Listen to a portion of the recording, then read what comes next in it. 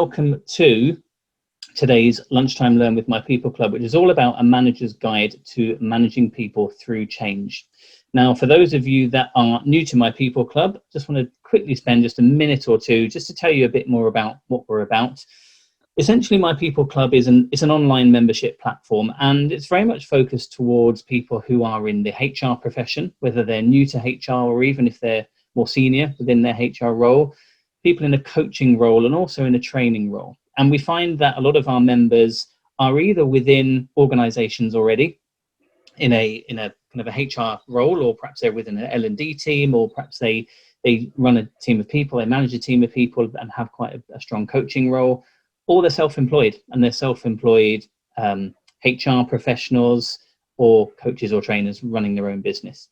It was founded beginning of March by myself and Christina. We've both kind of, between the two of us, we've got over 40 years experience across HR coaching and training. Chris used to be HR director in a couple of big companies, and my career background is more around coaching and training, and we've come together to produce My People Club. What you'll find inside, essentially, if you're in HR, is a huge resource center. There are literally hundreds of template letters which cover policies, procedures, templates across everything in HR: disciplinaries, grievance, recruitment, furlough, short-time working, and everything you can imagine that you've got to do in HR. We've got those documents in there in a similar template, in a similar format, so that it's got that consistent feel across them. If you're into coaching, then we've got lots of resources in there which include different coaching guides, different coaching forms that you can use as a coach to engage with your clients, and also coaching materials that you can use if you're looking to develop coaching skills yourself or in other people. So we've got slide packs in there that talk around kind of what is coaching. And specifically, if you're a manager, there is a whole section on management and leadership, because we recognize that to manage a team well, to lead a team well, you've got to have a certain number of skills, and having a coaching skill set is actually quite important as a manager. So we've got a big section in there around leadership and management. And if you're into training, then there's lots of guides and templates in there as well. And we've also got some icebreakers that you can incorporate into your training. We've got some case studies, particularly around HR. So if you're looking to educate people around some of the different HR matters and topics, then you can use some of our case studies. And we've got slide packs, and we continually grow the content within the membership. Also, on top of that, it's not just about the content that Chris and I have shared. We have experts who come in to deliver and produce specific masterclasses for us. So this month, we've launched our 9th masterclass. So we launched with 3 at the beginning, and we've brought a new one out every month, and we continue to do so. And they cover a wide variety of topics that we feel are important to people in a HR coaching and training profession, or indeed as a business owner. So these cover things like health and safety, thinking about how you run your business from a computing and document perspective. They cover psychometrics like insights and DISC, mindset, resilience, how you become more confident in terms of engaging with other people. We've tried to really provide a wide number of topics. So we have a new masterclass every month, and we have a Q&A with the person that provided the masterclass at the middle of that month. We also have a mentoring scheme in there. So as I said, if you are maybe more of in a junior profession, you've just started your HR role or coaching or training, then we've got people who are more senior there who can offer themselves in a mentoring capacity to you. We've got a business directory. So we've got a number of businesses who have signed up with us to promote their products and services. So what we try to do is connect our members with other businesses. And the great thing is that a number of them are offering exclusive discounts as well to our members, anywhere up to 20%. And that's businesses that are offering services specific to HR coaching and training. But also we've got some bars and restaurants in there as well, because we know, particularly when you're self-employed and you've got to travel away a lot, or you are away a lot on business, if you're part of a business, then sometimes getting a bite to eat and a drink somewhere is really good. And hey, why not have a discount at the same time? So that's a bit more about My People Club. Let's crack into the session today. It's all about helping people through change. And what are we going to cover? So there's 4 things primarily. I'm going to introduce you to the concept of VUCA. We're then going to talk a bit around the traditional change curve journey and the journey that people go through when they're going through change. We'll then look at why it's important to apply some understanding about personality and behavior of people when they're going through change, and how you use that to make it as successful as possible. And then finally, we'll talk about a successful change journey. So when you are going through change, if you run a business, or maybe you're leading a project to go through some change in a business, what are the things that you need to do and consider to make it as successful as possible for the individuals, but also as a leadership team and as a business overall? A bit of reflection and motivation just to start with. There's a quote here from a lady called Sarah Clayton that says, "Few things are more important during a change event than communication from leaders who can paint a clear and confidence-inspiring vision of the future."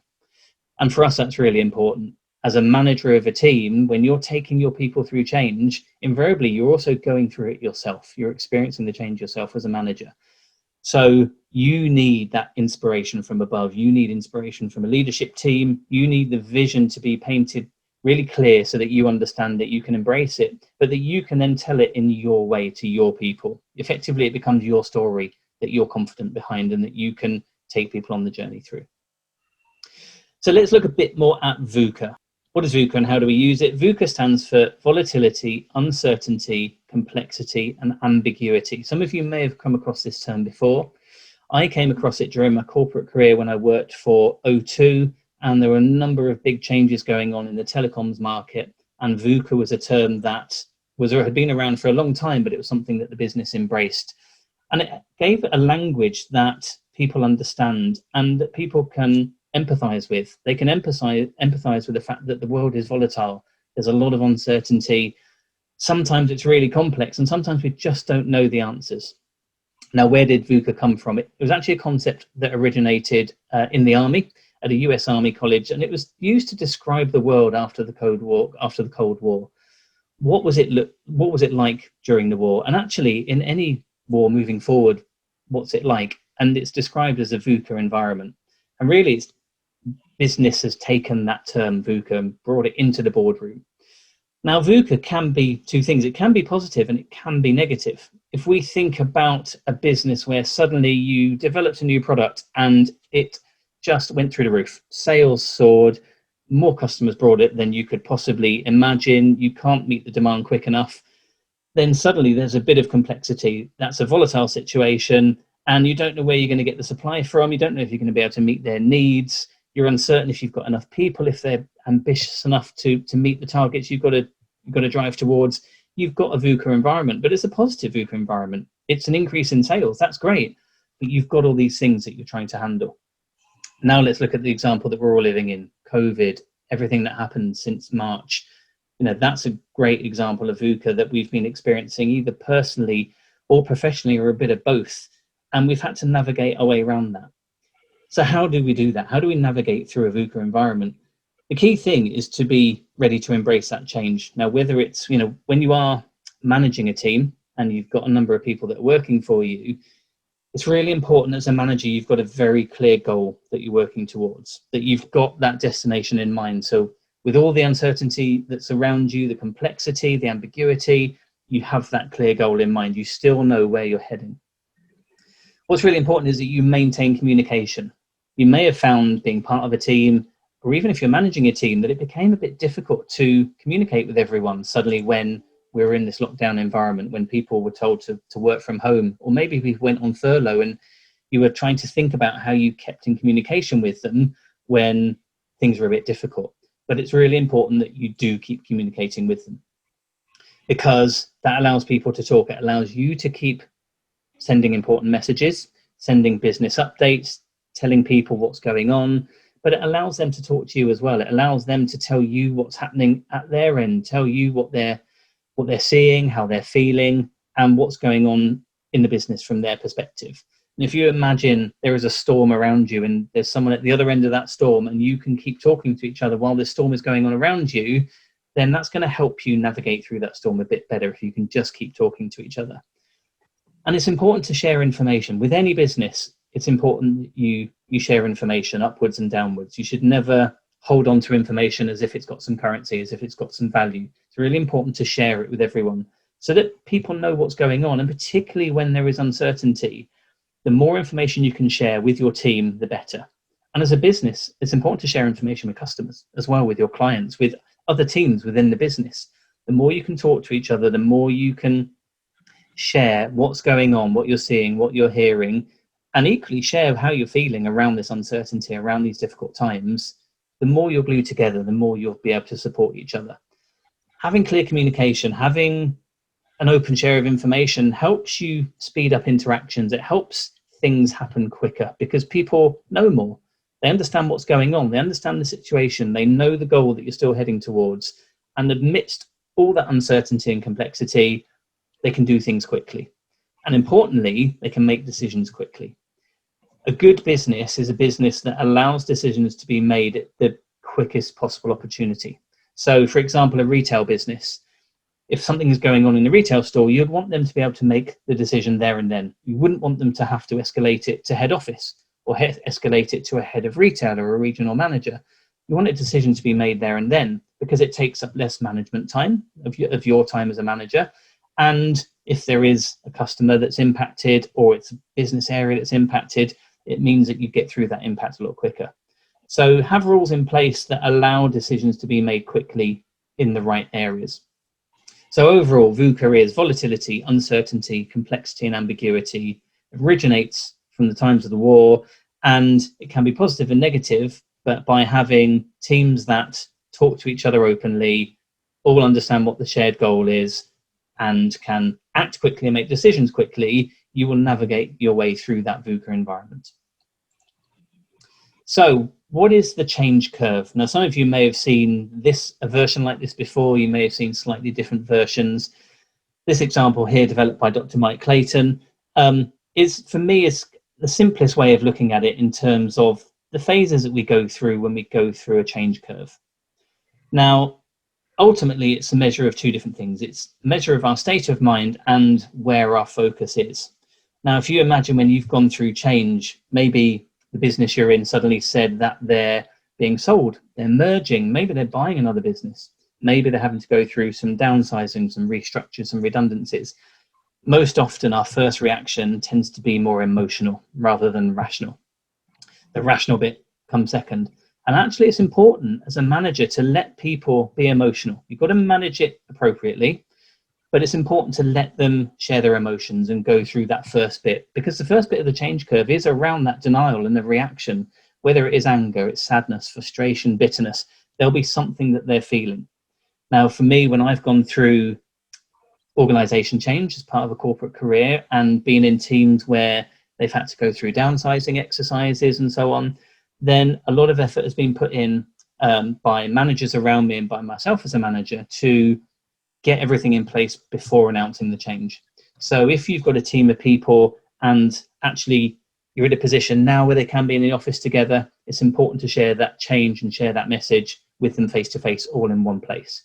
If you can't do that and they're all working virtually, then get them onto a Zoom session together or a Google Hangout session, Team session, whatever tool you use, get them into a session and make sure they understand that it's an important session to be at. Make sure that there's important messages that you're going to share, but get them all into that one place so that they hear it firsthand from you as a manager.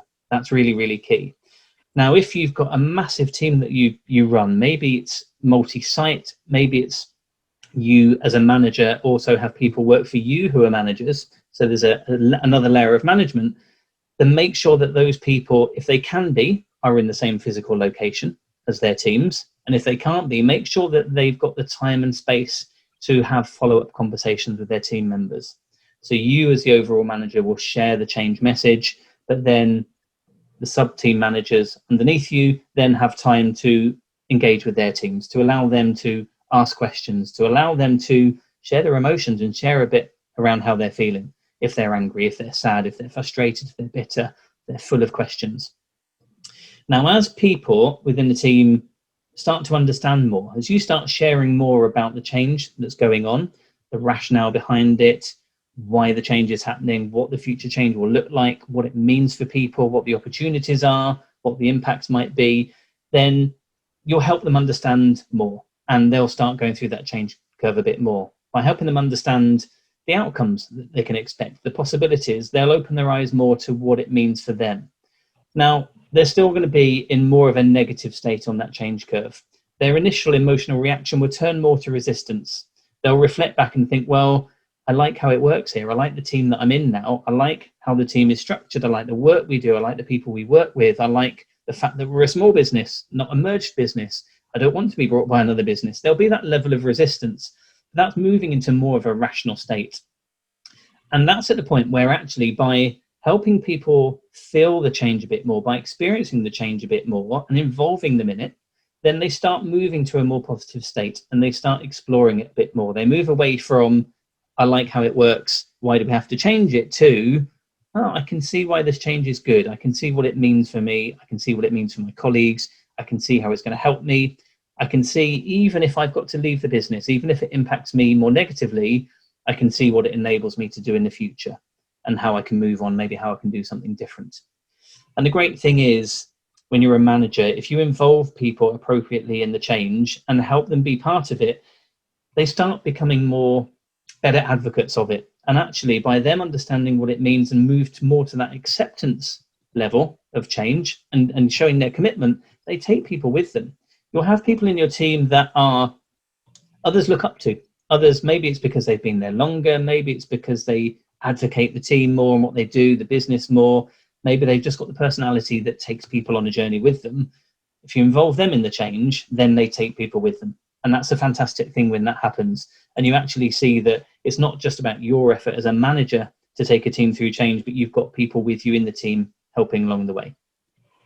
So the change curve is essentially around going from an emotional focus to becoming more rational. It's switching from more a negative state to a positive state and going through to that emotional commitment and people being totally on board with the change because they know what it means for them and they're actually experiencing it. They're going through it themselves and they're becoming a positive influence on other people.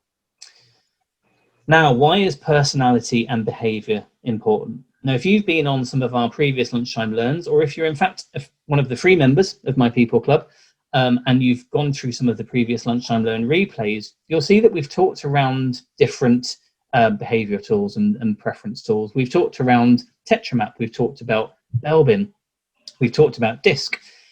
These, as you probably well know, are different ways of understanding how people tick, what motivates them, how they like to communicate, what they need when we're going through change.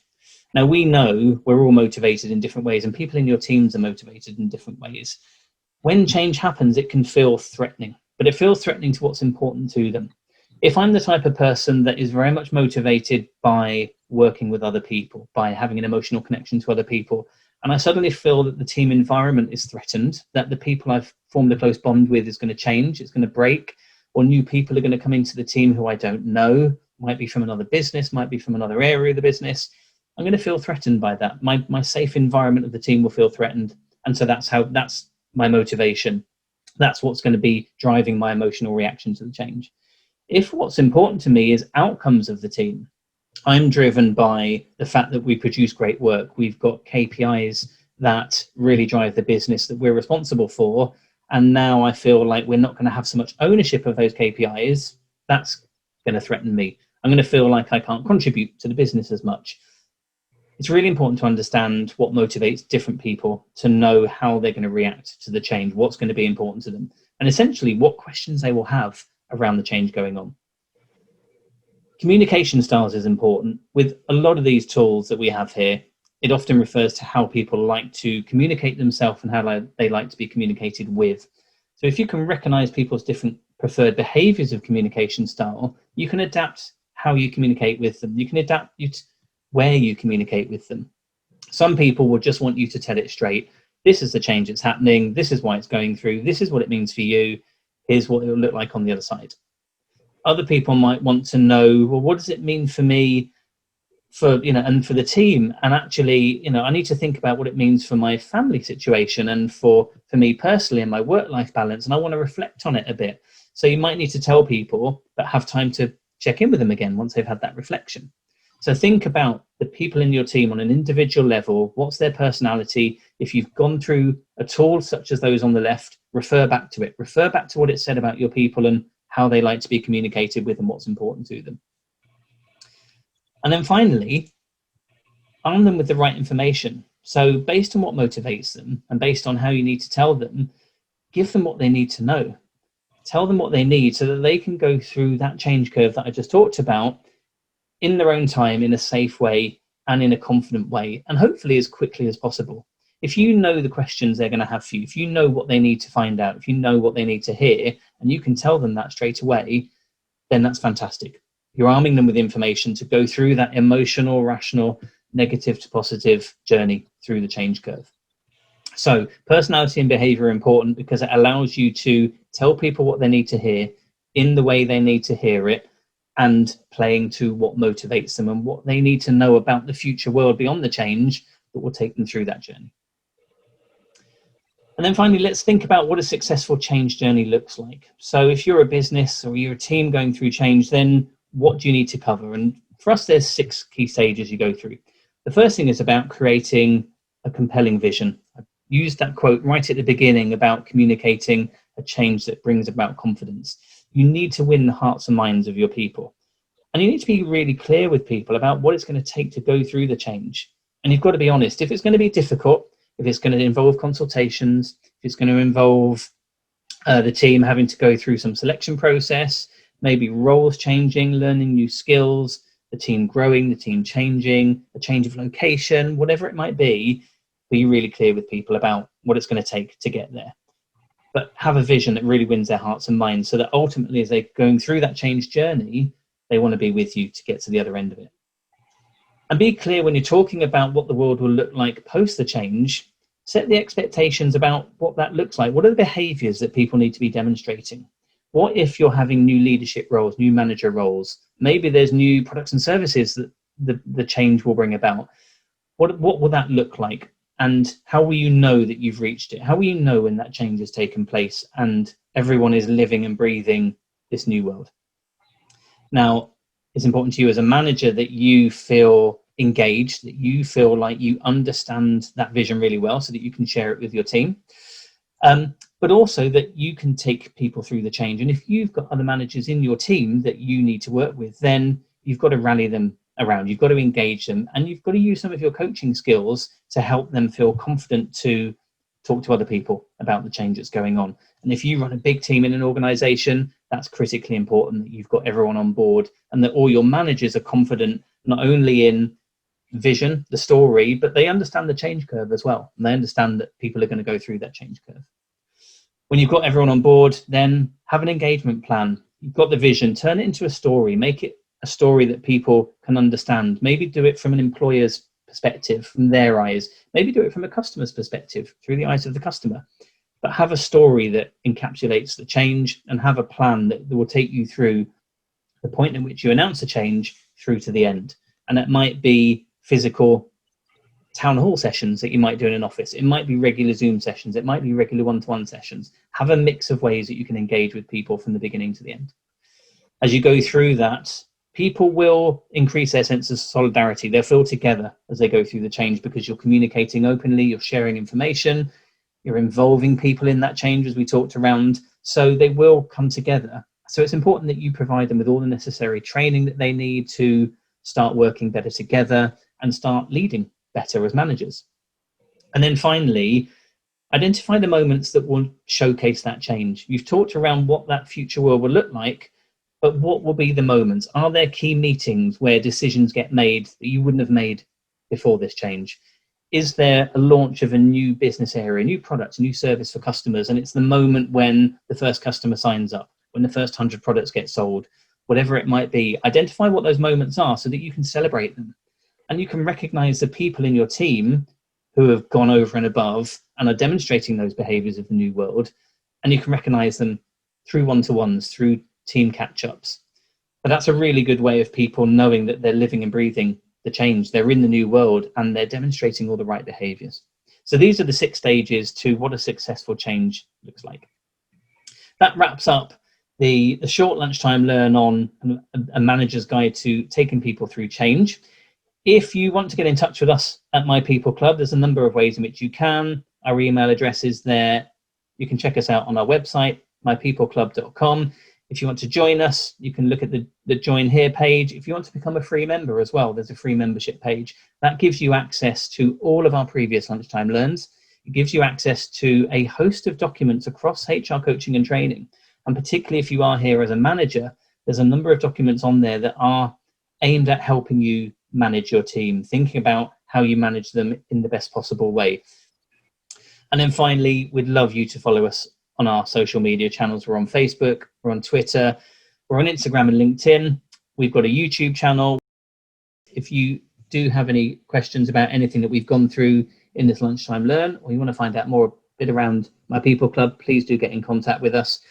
This Lunchtime Learn, if you missed any of it whilst you're on it, will be available on replay by the end of the day. We'll have that within our free membership area.